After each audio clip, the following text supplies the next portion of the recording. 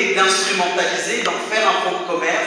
Allons-nous aussi critiquer ces mouvements qui, comme voilà, ici, on veut faire des projets de loi pour interdire toute relation? Est-ce que moi, je suis interdit de discuter avec mon ami arabe palestinien qui vit à Haïfa, etc., etc. Je crois que, voilà, il faut à un moment donné grandir, et que pour moi, c'est une espèce, cette obsession par rapport, et je ne défends pas, et je suis le premier à critiquer la politique de Netanyahou, la politique de colonisation qui est insupportable, la politique de destruction des maisons. Et j'ai des amis personnels israéliens qui vont manifester les vendredis à Sheikh Jarrah, et j'y suis moi-même allé à Sheikh Jarrah parce que j'ai séjourné à Al-Quds, dans la vieille ville, dans la partie musulmane de la ville, où je manifestais aux côtés des camarades palestiniens et israéliens contre les destructions de maisons. Je crois qu'il faut à un moment donné voilà, se poser la question, effectivement, il y a un droit international qui n'est pas respecté, et je ne suis pas sûr qu'en s'interdisant, parce qu'on parle qu'avec ses ennemis finalement, en s'interdisant de parler avec ceux avec qui on n'est pas d'accord, mais ce n'est pas comme ça qu'on va améliorer la situation, c'est pas comme ça qu'on va trouver finalement une solution à ce problème-là.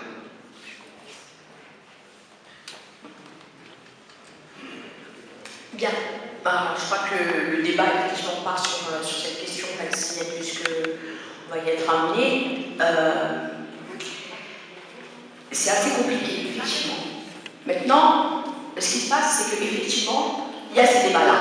Et quand il y a ces débats comme ça, plus ou moins houleux, plus ou moins sereins, il y a, à mon avis, ce qui s'appelle une communauté internationale. Ce grand machin, comme disait De Gaulle. Ce grand machin a quand même voté plus de 70 résolutions contre cet État, qui bafoue tout ce qu'on lui dit, qui ne répond à aucune résolution, qui s'en fout éperdument du droit international, qui bousille, qui massacre. J'ai en mémoire encore la flottille de la paix qui est partie sur Gaza. J'ai en mémoire les derniers massacres de Gaza au phosphore qui est interdit.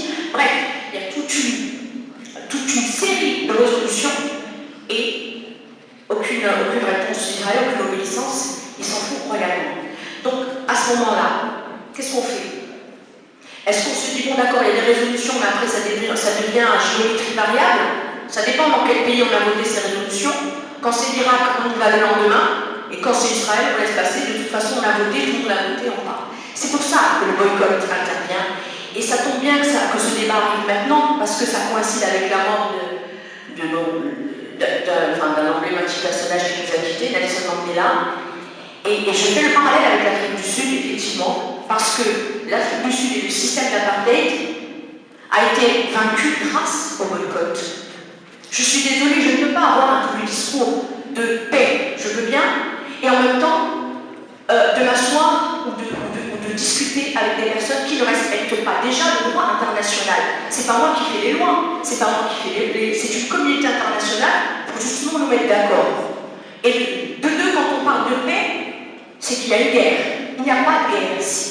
Il n'y a pas de guerre entre les Palestiniens et les Israéliens. Il y a un État qui colonise, qui continue de coloniser. Vous le dites vous-même, ces personnes-là sont parties, ils ont atterri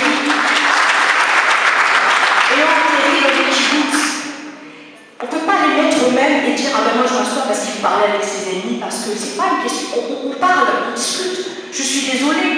Toutes les mauvaises, toutes les tentatives de discussion ont été interrompues par les Israéliens. Donc ça fait depuis les camps d'élit qu'on essaye même plus de parler. Donc à un moment donné, il faut être réaliste et il ne faut pas être... Non, on n'est pas plus palestinien que palestinien.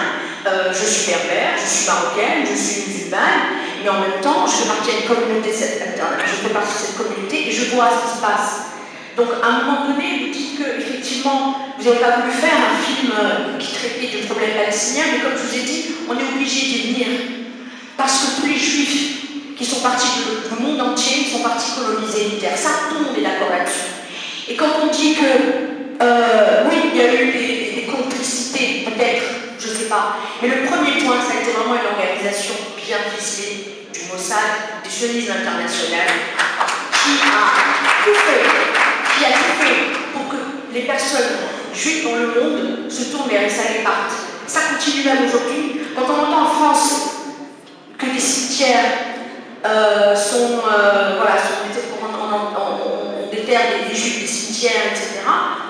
Moi, je suis pas loin de penser que c'est encore, ça continue. Ça continue. Moi, j'aimerais que les juifs du Maroc reviennent au Maroc. Voilà ce que j'aurais voulu. J'aurais voulu qu'on dise qui les a vendus et quelle que soit la personne qui les a vendus. Comment on a osé laisser ces personnes-là, qu'on a été complices d'un départ et au plus haut niveau, on est bien d'accord, et que là, des années après, on se dit, ah ben maintenant, oui, ils sont là-bas, ça y est, c'est un fait accompli, etc. Je suis désolée, enfin, de ce point de vue, on a quand même des questions à se poser et aller plus loin dans l'analyse de ce que vous avez montré à travers ce film. Oui, on est pour la paix, on discute, mais on ne discute pas avec des personnes qui bafouent la communauté internationale et qui ne répondent à aucune demande, quelle qu'elle soit, que ce soit des pacifistes, que ce soit des gens de paix, que ce soit même des résistants, etc. Ils ne répondent à aucune main tendue. Et en même temps, je perçois et je signe, on ne discute pas avec un colonisateur en puissance, on ne discute pas avec eux. Ils se retirent, et c'est pas moi qui le demande, il y a plein de révolutions, la 1942 notamment, ils se retirent des territoires arabes occupés, et ensuite on parlera de paix.